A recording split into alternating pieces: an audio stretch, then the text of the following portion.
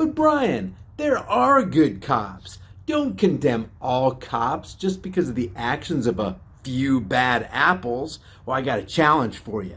See if you can find just one good cop in this video.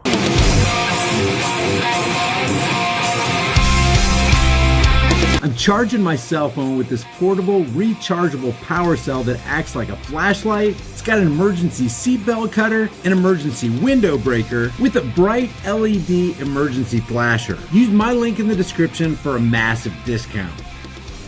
Strapped to a chair, unable to move, and tased over and over again. It sounds like something out of a nightmare, right? But it happened at the hands of deputies inside a local jail, and it's all caught on tape. Investigative reporter Ben Hall has the story behind that video, and we want to warn you, it is disturbing. It's terrible. I don't know. These pictures show how 18-year-old Jordan Norris looked after spending several days in the Cheatham County Jail last year. His body was covered with burns after being jailed on drug and weapons charges. Let's just stop and think about that for a minute. What does that even mean?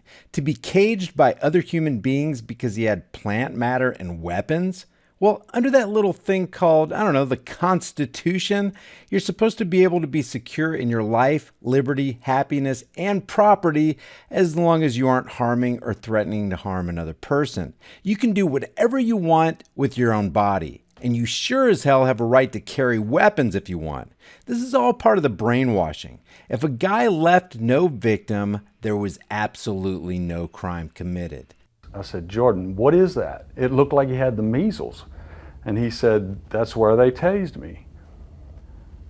Could not wrap my mind around that. His stepdad, William Chapman, counted more than 40 burns and demanded to know what happened. I was actually giving the police the benefit of the doubt over my own child because I'm thinking he must have been fighting back. And that right there is part of the 15,000-hour indoctrination program called Public Schools. Just trust the authorities. They're here to help. Our reality is that people will trust and give the benefit of the doubt to cops over their own relatives. He must have been resisting. But his opinion changed when he saw the jail's own video from the booking room and from cameras on the tasers themselves, which revealed officers used tasers over and over again to stun Norris while he was restrained in a chair. Take a look at this image and just let it sink in.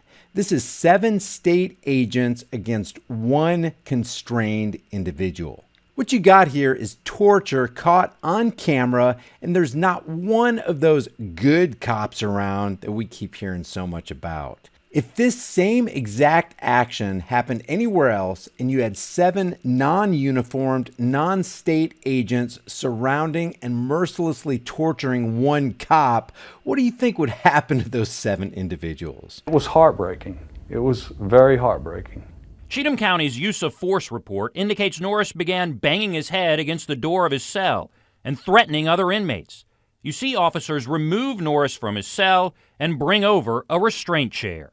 I think he had some sort of breakdown. He said he was feeling suicidal. Chapman says it's clear his son was not in his right mind.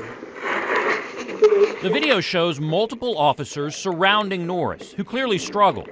They use a handheld taser to stun him as they attempt to strap him in the chair. But the family has filed a lawsuit which claims officers tased Norris later that night while he was on suicide watch, physically restrained by the chair and multiple officers. But Sheriff Breedlove said officers followed procedure because Norris continued flinching and was not fully restrained. An overhead camera shows what happened. Only a truly mentally challenged, heartless psychopath could engage in and inflict this kind of torture. And the same goes for anybody who could have at least tried to put a stop to this, but chose to do absolutely nothing. Asking, do you want me to do it again? And we got like a whole bunch of batteries we can train into you pretty much. Like we'll do it over and over till we have no more. On the Sheriff Department Facebook page from the week Norris was arrested, the sheriff himself seemed to taunt Norris, saying he peed a little bit when he was first arrested by the SWAT team. He called Norris a drug dealer by trade and on the fast track to live the thug life. Again, In a free market, there's nothing wrong with being a drug dealer.